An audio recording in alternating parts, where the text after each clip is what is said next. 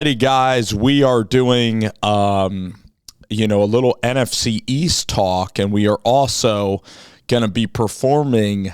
We're also going to be talking on Kurt Magushin's Slaughterhouse about all 32 NFL draft grades. Tonight we're going to publish the Eagles, the Cowboys. We're also going to do the Atlanta Falcons. The Giants is already in the holster. And we should even be doing Seattle because Seattle has a very fascinating class as well. So the Philadelphia Eagles, in this draft, they had several holdover picks from the Carson Wentz trade out of Indianapolis. They also had Miami Dolphins draft pick last year because they had the 6th pick last year. They moved to 12. They moved back in that draft and were able to get a draft pick for this year. And then they were able to leapfrog the Giants for Devontae Smith. So the Eagles this year had 18 and I believe 15 in this draft. So the Philadelphia Eagles at number 15, they moved up to number 13. The Eagles moved up to 13. They flipped the Texans a lot of picks, and it looked like the Eagles were going for Jameson Williams. It looked like they were fascinated with Williams' speed, Williams' production at Alabama. He was a star player for the Crimson Tide, transferring from Ohio State. The Lions ended up trading with the Minnesota Vikings, actually, an in-division trade, and it actually secured the Lions, Jameson Williams. So then the Eagles then selected Jordan Davis. I like Jordan Davis. I like this fit. You pair him with Fletcher Cox, and it was a very consistent pick. Then the Eagles, this is probably the biggest part of their draft trade. They ended up paying A.J. Brown $100 million, and he was the biggest acquisition on night one as the Eagles get a proven number one wide receiver in A.J. Brown.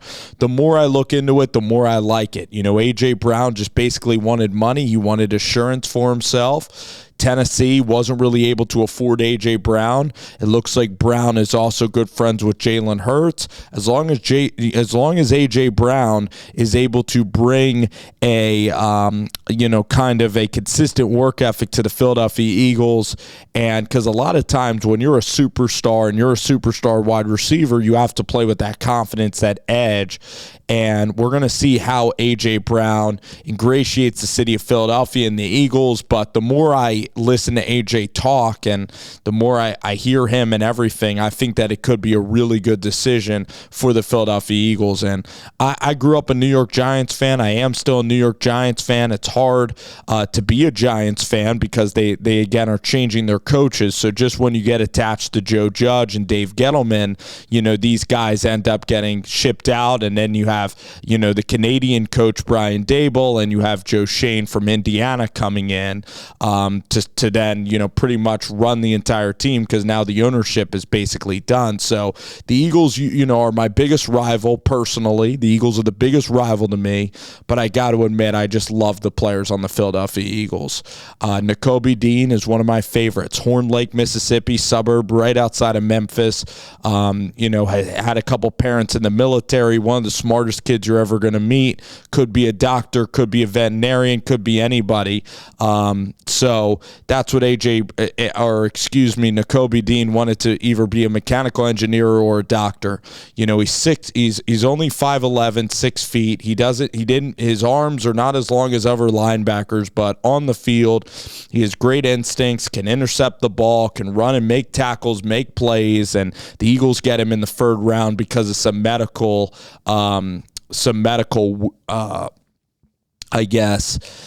worry with Nakobe Dean and that entire process. So bottom line, the Eagles are getting a stud in Nakobe. I really like him with Jordan Davis. Round 2 is one of my favorite picks, Cam Jurgens. I watch a ton of Nebraska football, all right, and Cam Jurgens was a star on this team this year. Even though the offense was inconsistent, Cam Jurgens is a guy who used to be a tight end. He's one of the most athletic centers that you can have. He can probably box jump, a crazy amount. He can really run like a tight end. And in zone schemes like the Eagles like to run, he can be exactly what Jason Kelce is like for the Eagles. Now, there is some concerns with his snapping because sophomore year, he was a mess snapping the ball. He had 8 blown snaps in that season, okay? And he made Nebraska fans want to tear their hair out with how inconsistent he was snapping the ball over Martinez's head. This year, when the snaps are performed correctly, he is very, very consistent as a center, but obviously he'll still need to work on snapping the football consistently. I believe that he is going to be primarily used as a center. The Eagles, I'm trying to think of who their other interior linemen are, their other guards. I think they have another good guard on the Philadelphia Eagles, so it has to remain to be seen, is he going to be a guard or not? I mean, at tackle, the Eagles have Lane Johnson, Mailata now at tackle, Jason Kelce as their center, Brandon Brooks retired, so the guard positions are going to be question marks. But the Eagles, I think, have depth, but I'm not sure if they have some of the best guards in the NFL. Pulling up the Eagles roster right now to tell you who their interior linemen, they do actually, I forgot, they have Landon Dickerson, who was a great pick last year in round 2, had injury concerns. That's why he wasn't a late first rounder. So you have Landon Dickerson, who's a stud. Isaac Seumalo is fine. Jack Driscoll, Jack Anderson, you have Andre Dillard's not very good, but again, Cam Jurgens is a great pick as a backup center and is your center of the future. You still have Lane Johnson, Dallas Goedert at the tight end position. The running back is certainly a question mark. I'm not sure about Miles Sanders. You have Kenny Gainwell, Boston Scott, Huntley. And then they also get Kennedy Brooks from Oklahoma as an undrafted guy. So the Eagles are really filling out their team and their unit. The defensive line is a lot better. You have Javon Hargrave, Jordan Davis is out there, Teron Jackson, who's from Coastal Carolina, is a pretty good player. So the Eagles' defensive line, I mean, put it this way, Barnett is likely going to be beat out here in this process by Josh Sweat.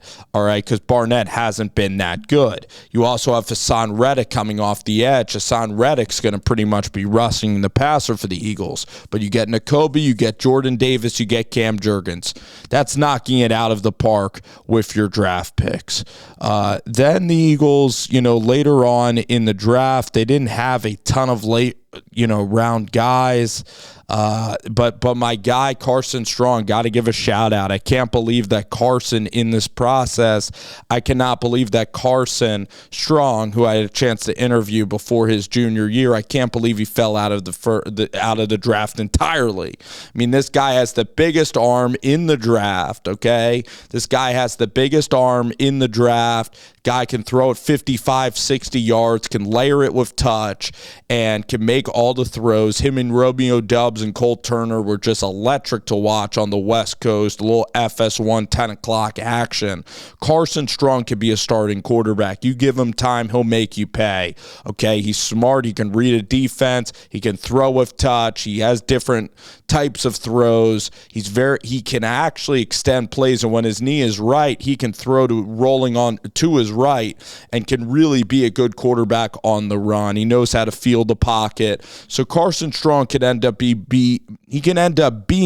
one of the greatest draft picks or one of the greatest signings and one of the greatest draft stories since Kurt Warner, Carson Strong. And the Eagles also believe that. They signed him to $330,000. So Carson Strong out of right near Sacramento, California. He also had a knee injury in high school, so people were worried about the medical with Carson Strong, and they're worried about a strictly pocket passer in the day and age where you see a lot of quarterbacks having to show mobility, the statuesque pocket passer. But I believe Carson Strong can also maneuver in the pocket. He's a big guy, so he's not easy to sack. I think Carson Strong's going to have a chance to be really, really awesome. He didn't perform that well at the Senior Bowl. He had a bad second half, so maybe some teams saw that.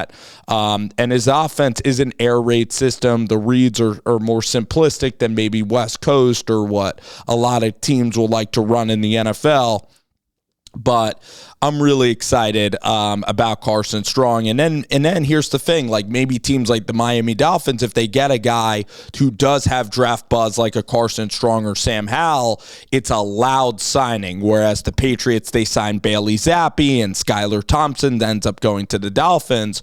But this pick is going to be huge, Carson Strong, and I believe he can compete with Minshew. And if that ends up happening, it could be one of the greatest drafts ever. So you have Jordan Davis, who is a consistent lockstep pick. You then have Nakobe Dean with the medicals is a little bit of a risk. It could be a miss, but I think it could end up I think it's going to be a nice hit. Cam Jurgens will be able to learn from Jason Kelce. I think that that's going to be a hit as well. And then you trade up, and then you trade a lot of draft capital for A.J. Brown, and A.J. Brown's a proven commodity. Now, if A.J. Brown personality-wise doesn't work or gets injured, I guess injuries can stunt this draft class if Jurgens is throwing it over the guy's head. But I'm going to give this an A+. This is one of my favorite drafts of the entire board because you get a guy that I love in Cam Jurgens because of his athletic ability and his upside. He plays so nasty, okay? He'll go down the field. He'll push a guy into the stance. He's always looking to pancake block somebody, all right? And he's so fast and athletic, I think he can be a Pro Bowl center. I think you're talking about a Pro Bowl center in the second round, okay? I think he's probably the best center in this class. I mean, Lindenbaum's great, but to get Cam Jurgens there, probably my favorite pick. Jordan Davis should be a solid B+ pick. I mean, come on, he's a run stuffer. He's big. He has massive size. The intangibles are fantastic. That's a safe pick. That's an excellent pick. Third round, you get Nakobe Dean at that value. Again, a linebacker that could do a lot of different things. You have Hassan Reddick. You have Fletcher Cox in the middle with Jordan Davis. So those guys, he knows how to play off of Jordan Davis, and those guys will consume blocks so that Nakobe Dean, who's not the tallest guy, will be able to run free and basically attack just like Roquan Smith does with the Chicago Bears. So excellent scheme fit, unbelievable pick. You also get A.J. Brown on top of that. One of the great drafts for Howie Roseman. I know that I'm not expanding far from the mainstream narrative that Howie Roseman dominated this draft. I mean, the Eagles and Howie Roseman, Roseman since the Super Bowl, he was fortunate that Minnesota lost to Chicago, so Chicago played Philadelphia the double doink game and then a really competitive divisional round game against the Saints when still Nick Foles' magic was still existing. He's fortunate he had that year. Then they also won the division, a really terrible NFC East in 2018, I want to say, or 2019 they won it. They lost to Seattle in an ugly game, but the defense played well, but Carson Wentz got concussed in that contest. Then he selected Jalen Hurts. He's also had Arcega-Whiteside, Andre Dillard, so he's had some really bad misses. Jalen Reagor hasn't been a good pick, and Doug Peterson ended up getting ousted, and Doug Peterson, after a failure to win any playoff games since the Super Bowl, well, they did win one playoff game, but really like 9-win seasons and then a disastrous, 4 and whatever season with Wentz, he ends up changing it around. Hurts looks okay, and Wentz was a failure in Indianapolis, so Howie Roseman crushed the Colts on that deal because the Colts really couldn't work with Wentz. They didn't even want to give him a second year. I looked at Wentz and the Colts. I think the Colts should have given Wentz even one more year because, Matt Ryan's all right. Matt Ryan looks like a pretty good quarterback. But again, Matt Ryan, they don't have any future after Matt Ryan. I think Matt Ryan's only going to play 2 more seasons. It's exactly like Phillip Rivers, where Wentz and his contract was going to be fine for the Colts. So the Colts then, trade Carson Wentz away and lose their first-round picks. So they had trouble roster building here. So, So then the Eagles and Howie Roseman's now back on pretty good footing because Howie Roseman last year, he got Smith, Dickerson. Now you get Mailata, seems like a gem that ends up coming up to the forefront, Landon Johnson. Lane Johnson, sorry. So Howie Roseman, the offensive line's really good. In terms of the secondary, that's certainly a question. Really, there's no cornerbacks and no safeties in the secondary. They're going to get picked apart. Well, actually, excuse me. No, I'm looking wrong here. So Darius Slay's a corner, very good. The safeties are not that good. Kevon Wallace, fourth-round guy. Clemson, he's all right. Anthony Harris is really old, going to retire. Fonte Maddox is a slot cornerback. Marcus Epps is just okay. The safety is the weak part of the entire team. Safety and maybe edge rusher, because Brandon Graham is older and he gets injured a lot. So you're going to have Josh Sweat play well, Hassan Reddick play well for you. But the defense should be good. Running back is a question. And then wide receiver play looks really, really good. Pascal, A.J. Brown, Devontae Smith. Dallas Goedert is a good receiving tight end. It's all going to come down to Jalen Hurts being a decent quarterback, because if you're not a decent quarterback, it's going to be tough to beat Dallas. I think the Eagles, though, their defense is a lot better. They got a lot better in this draft on the defensive line and through the free agency. Their defense is going to be really tough. I believe that they'll be a solid team. I mean, certainly worthy of being one of the 7 slots in the NFC playoffs. I could see the Eagles getting 10 or 11 wins again next year. They just need Hurts to perform at an adequate level. They have a great chance to beat Dallas and win the entire division next year. Both Dallas and the Eagles are, again, going to be pretty good. I don't see any rapid changes. The Eagles and coach Nick Sirianni benefited from such an easy schedule last year because they had a rookie quarterback and their D-line was kind of in their defense wasn't very good. Jonathan Gannon, who's regarded as one of the smarter guys in the league as a coach, it's going to be exciting what he does with this defense. So again, I think the Eagles this year will establish themselves well. It depends about Jalen Hurts, how well he can play. If Hurts is really, really good, if Hurts is solid, this is going to be a 12 or 13 win team because this defense is looking nice. Now, could they get picked off in the secondary some games by great quarterbacks? Sure, that can end up happening, but overall as a roster, Roseman has done a really nice job. This draft is an all-time great draft. I'm giving it an A+. Okay, all their picks have been executed well, and the roster building and everything that Roseman has done lately is going to pay off dividends with yet another trip to the postseason. When you start to look at the Eagles and you start to compare them to other NFL franchises and teams, they've made the playoffs in four out of 6 years. They've had great success against the Giants and the team down south, the DC football team, Washington. So that's that on the Eagles, guys. And let me know what y'all think about Howie and the Eagles draft.